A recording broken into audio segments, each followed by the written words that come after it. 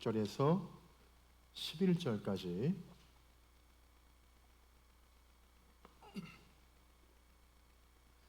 187면에 있는 말씀, 우리 다 같이 한 마음과 한 뜻으로 함께 합독합니다. 시작. 그들이 모였을 때 예수께 여쭈어 이르되 주께서 이스라엘의 나라를 회복하심이 이때이니까 하니 이르실 때 때와 시기는 아버지께서 자기의 권한에 두셨으니 너희가 알 바 아니요 오직 성령이 너희에게 임하시면 너희가 권능을 받고 예루살렘과 온 유대와 사마리아와 땅끝까지 이르러 내 증인이 되리라 하시니라. 이 말씀을 마치시고 그들이 보는데 올려져 가시니 구름이 그를 가리어 보이지 않게 하더라. 올라가실 때에 제자들이 자세히 하늘을 쳐다보고 있는데 흰옷 입은 두 사람이 그들 곁에 서서 이르되 갈릴리 사람들아 어찌하여 서로 하늘을 쳐다보느냐. 너희 가운데서 하늘로 올려지신 이 예수는 하늘로 가심을 본 그대로 오시리라 하였느니라. 아멘. 아멘. 제가 지난주에 오랜만에 좀 저기 영풍문고 있죠? 영풍문고를 한번 가셨어요. 근데 가면서 이거 어떤 책들이 있나 한번 좀 견학을 하고 싶어 갔는데 거기서 그 리더의 대화법이라는 그 제목의 책이 있더라고요. 리더의 대화법. 이게 좀 궁금했어요. 그래서 뭐 산 건 아니고 그냥 그 자리에 앉아가지고 한번 쭉 읽어봤는데 읽어보니까 앞부분을 좀 읽어보니까 이런 내용이 있더라고요. 뭐냐면 남녀의 대화법 부분에서 제 딱 시각이 딱 멈췄어요. 약간 흥미로운 걸 좀 봤거든요. 뭐냐면 우리가 부부나 아니면 이 연인들 이렇게 좀 싸우잖아요. 좀 이렇게 말싸움을 좀 하잖아요. 할 때 화해의 빠른 지름길이 있다는 거예요.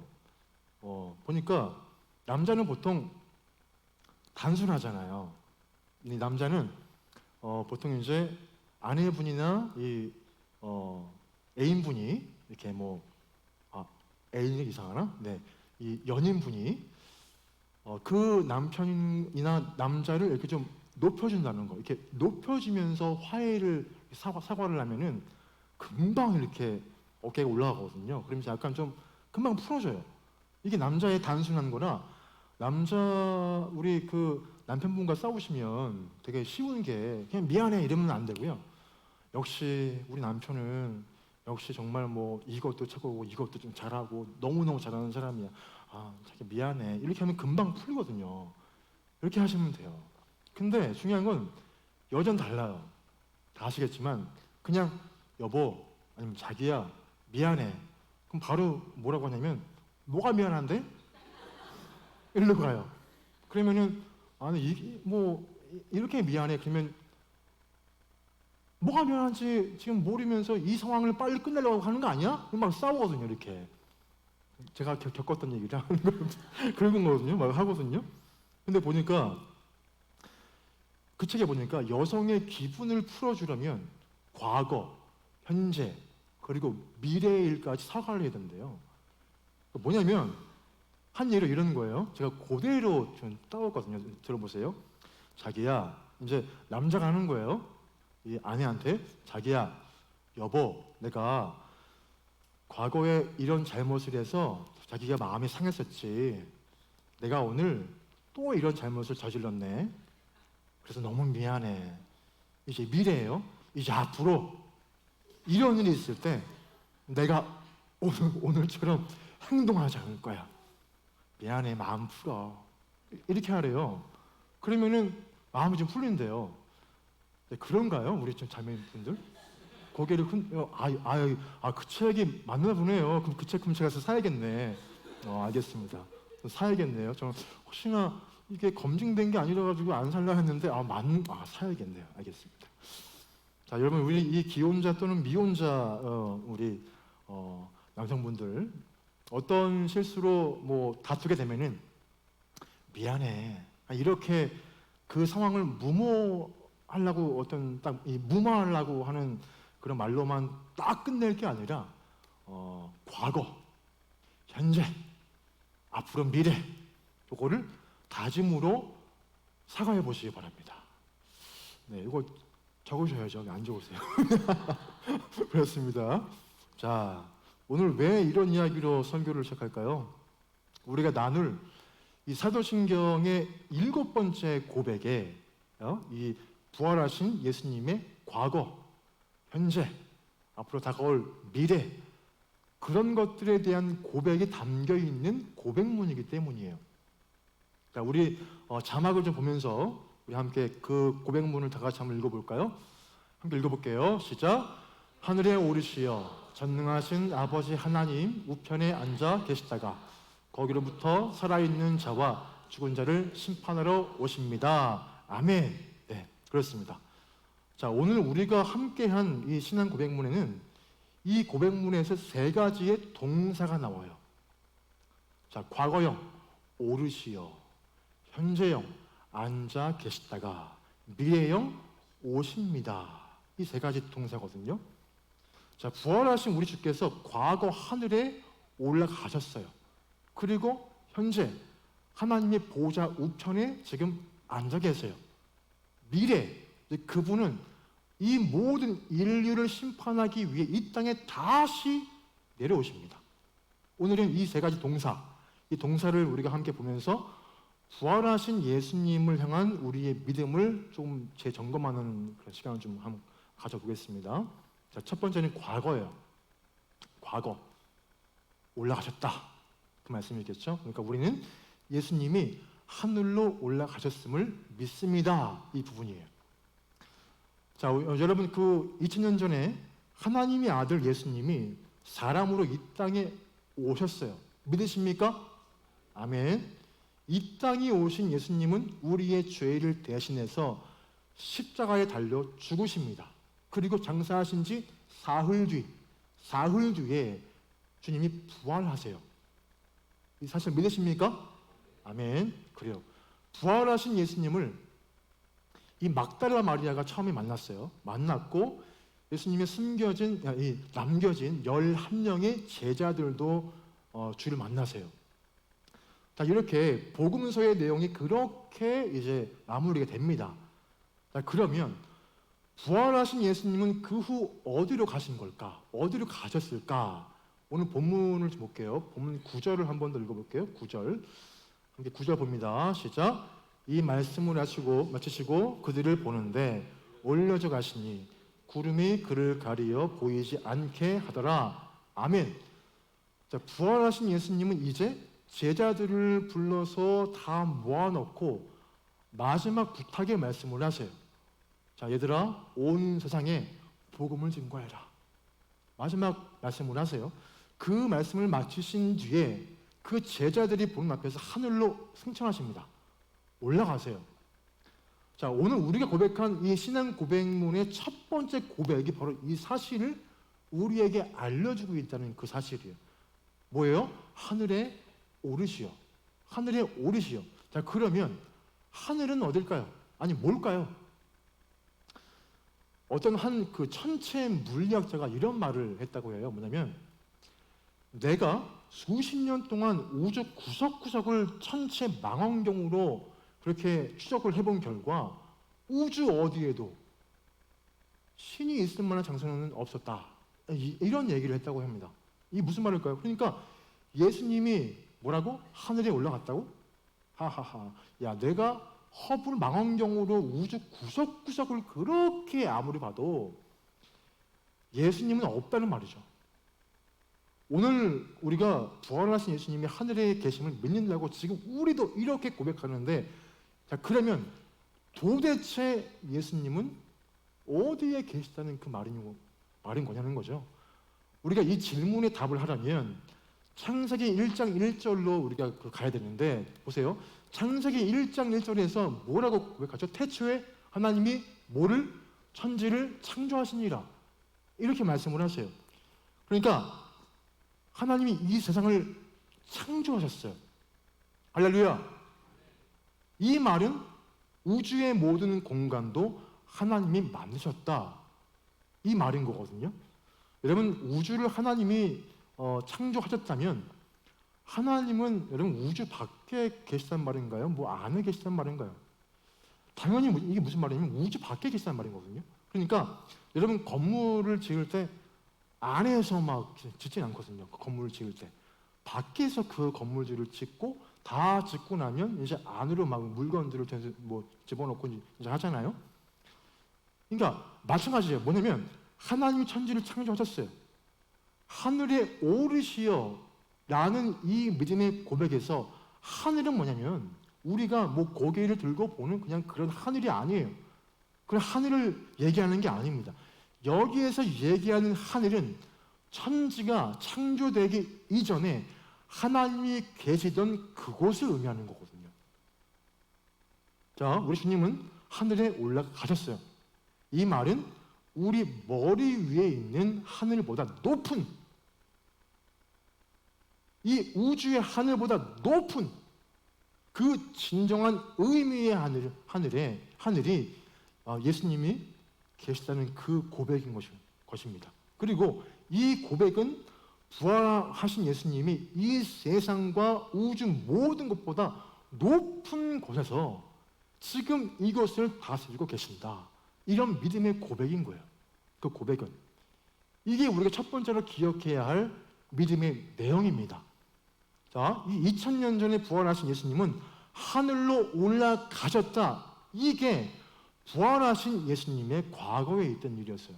그러면 두 번째는 현재인데, 현재, 그러니까 하나님 우편에 앉아 계심을 내가 믿습니다. 이 부분이에요. 자, 그러면 하늘로 올라가신 예수님은 지금 이 시간 오늘 무엇을 하고 계실까요? 여러분 이 사도신경은 다음과 같이 고백합니다. 전능하신 아버지 하나님 우편에 앉아 계시다가 이렇게 고백을 해요. 자, 하늘에 오르신 예수님이 지금 어떤 일을 하고 계신다고 지금 고백하는 거예요? 하나님 우편에 앉아만 그냥 계실까요? 그냥 앉아가지고 그냥 가만히 그냥 앉아 계실까요? 그게 아닌 거거든요. 그게 아니에요. 예수님은 하나님의 우편에서 지금도 일하세요. 거기에서 예수님은 우리를 위해 뭐 하시냐면 기도하고 계십니다. 중보하신다는 거예요. 그러니까 하나님 바로 옆에서 나를 위해 눈물로 기도하고 계시다라는 것입니다. 여러분 그 복음송 중에 누군가 널 위해 기도하네 곡 다 아시잖아요. 그러니까 후렴에서 보면은 누군가 널 위하여 누군가 기도하네 내가 홀로 외로워서 마음이 무너질 때 누군가 널 위해 기도하네. 이 곡의 후렴이거든요. 이 찬양 속에 누군가는 누구일까요? 그래요. 함께 우리가 신앙생활을 하는 우리의 동지, 그렇죠. 우리 성도님들일 수도 있고 아니면 우리 친구나 가족일 수 있겠죠. 그런데 진짜 날 위해 기도하는 분은 다른 분이 아니라 하나님 우편에 앉아 계신 부활하신 예수님이시라는 거예요. 여러분 나를 위해 십자가 죽음을 기꺼이 감당하신 예수님은 나를 위해 다시 부활하셔서 하나님 우편이라는 영광스러운 자리에서도 나를 위해 기도하신다라고 성경은 분명히 우리에게 말씀을 하십니다. 우리가 힘들고 지칠 때 아니면 여러분이 아니면 또 제가 혼자라고 좀 느껴질 때 뭔가 내 주위에 아무도 없다라는 마음이 들 때 여러분 개인마다 어려움을 당할 때 가장 힘들 때가 뭐냐면 지금 겪는 어려움도 있지만 더 큰 거는 난 이렇게 힘든데 밖에 나가니까 세상은 되게 잘 굴러가요. 그때가 제일 바닥을 치거든요. 난 이렇게 괴로운데 남들은 다 웃고 떠들고 행복해요. 그럴 때 내 삶이 완전히 바닥으로 좀 추락할 때가 그런 경우거든요. 여러분 이렇게 우리가 뭔가 아무도 없다고 생각되는 마음이 내 안에 막 불현듯 막 몰려올 때 그 시간에도 중요한 건 우리는 혼자가 아니라는 거예요. 우리는 혼자가 아니에요. 부활하신 예수님이 하나님의 그 곁에서 우편에서 우리를 위해서 그러니까 눈물로 그러니까 나를 위해서 기도하고 계신다는 것입니다. 이 사실이에요. 이것이 부활하신 예수님이 지금 이 시간 현재 이 오늘 우리를 위해 하고 계시는 일을 일하는 것입니다. 마지막 세 번째 미래예요. 미래는 심판하기 위해 다시 오심을 내가 믿습니다. 이 말씀인데, 자, 그러면 미래의 예수님은 무엇을 하실까? 여러분, 오십니다. 반드시 오십니다. 거기로부터 살아있는 자와 죽은 자를 심판하기 위해 이 땅에 다시 오세요. 거기로부터 오십니다. 거기는 어디일까요? 아까 말했던 현재, 지금 예수님이 계신 그곳, 하나님의 보좌 옆에 앉아서 우리를 위해 기도하시다가 지금이 이때다, 지금이 맞는 타이밍이다 라고 생각되는 그때 부활하신 예수님이 이 땅에 다시 오신다는 거예요. 우리를 심판하시기 위해서. 오늘 이 본문 말씀에 우리 10절과 11절 함께 읽어볼까요? 10절, 11절. 자, 함께 다 같이 합독합니다. 시작. 올라가실 때 제자들이 자세히 하늘을 쳐다보고 있는데 흰옷 입은 두 사람이 그 곁에 서서 이르되 갈릴리 사람들아 어찌하여 서서 하늘을 쳐다보느냐 너희 가운데서 하늘로 올려주신 이 예수는 하늘로 가심을 본 그대로 오시리라 하였느니라. 아멘. 부활하신 예수님이 그들에게 마지막 명령을 마치시고 하늘로 올라가시자 그들이 넋이 다 나간 채로 하늘만 계속 보고 있어요. 그러니까 자신들의 눈 앞에서 부활하신 예수님이 이미 하늘로 올라가는 것이 너무 놀라운 거예요. 너무 놀라운 사건이었기 때문입니다. 그런데 그때 예수님의 승천을 보좌하던 천사들이 그 놀라서 정말 아주 입을 다 벌리고 있는 그 제자들에게 이렇게 얘기를 해요. 우리 11절 한 번 더 읽어볼까요? 11절 함께 합니다. 시작. 이르되 갈릴리 사람들아 어찌하여 서서 하늘을 쳐다보느냐 너희 가운데서 하늘로 올려주신 이 예수는 하늘로 가심을 본 그대로 오시리라 하였느니라. 아멘. 자, 하늘로 올라가신 예수님은 어떻게 하신다고 지금 말씀하세요? 다시 오신다는 거예요. 다시 오신대요. 자, 성경은 다시 오실 예수님은 이 세상을 심판하기 위해 분명히 오신다. 분명히 오실 거야 라고 이 말씀을 하세요. 여러분, 시작이 있으면 끝이 있습니다. 창세기 1장 1절에 천지를 창조하신 하나님의 시작은 언젠가는 끝이 납니다. 끝이 있어요. 그 끝을 성경은 뭐라고 말씀하느냐? 심판이라고 말씀하세요. 심판. 자, 하나님의 사랑을 받아들였는가? 아니면 그렇게 하지 않았는가? 그 문제에 대한 심판이에요. 성경은 예수님의 십자가 사랑에 대한 우리의 반응을 요구해요. 저들이 주여 주여 하는 자마다 다 천국에 들어갈 것이 아니요 다만 내 아버지의 뜻대로 행하는 자라야 들어가리라 분명히 말씀했습니다. 이 사실을 우리는 꼭 기억해야 됩니다. 그래서 함께 불렀던 찬송 가사처럼 다시 오실 때까지 우리는 이 길에서 떠나지 않는 사람이 되어야 한다는 거예요. 우리의 믿음이 확고히 지켜나가야 할 우리의 사명을 끝까지 완수해야 한다는 것입니다. 그래서 중요한 건 하나님은 말씀에서 예수님의 십자가 사랑에 대한 우리의 반응을 요구하세요. 뭐냐면 너를 위해 내가 베푼 십자가, 너를 위해 죽은 나의 그 십자가 사랑에 대한 책임 있는 응답을 요구하십니다. 우리에게. 부활하신 우리 예수님은 언젠가 하나님의 때에 이 땅에 오십니다. 분명히 재림하십니다. 그때 우리 예수님은 이 세상을 심판하세요. 십자가에서 목숨을 내놓을 만큼 사랑을 베풀었는데 내가 그 사랑을 받은 그런 사람답게 내가 살고 있는가? 이것을 심판하신다고요, 여러분. 우리는 이 사실을 믿습니다. 부활하신 예수님은 언젠가 반드시 이 땅에 오십니다. 믿으십니까? 그리고 언젠가 오셔서 이 땅에 많은 사람들을 심판하세요. 이것이 부활하신 예수님이 미래에 우리를 위해 일하실 약속입니다. 다만 주님의 그 심판은 계속해서 미뤄지고 있습니다.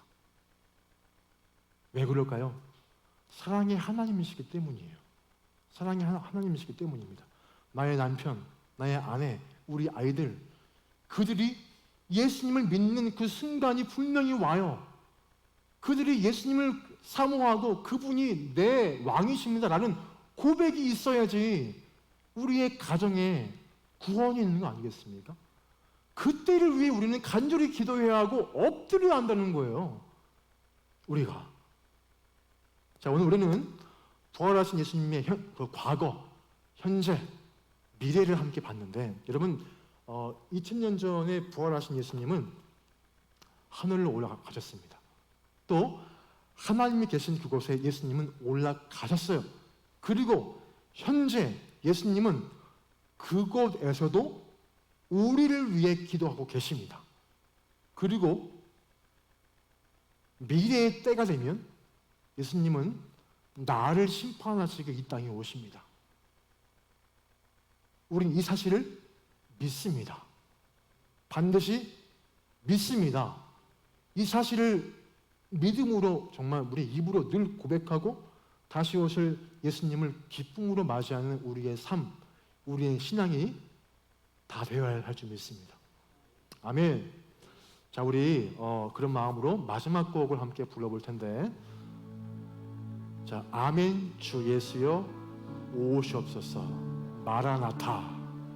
이 고백이 우리의 고백이라는 마음으로 함께 다시 오실 예수님을 위해서 우리의 신앙을 끝까지 지켜나가겠습니다 라는 다짐으로 함께 이 곡을 함께 부르고 기도하고 마치겠습니다.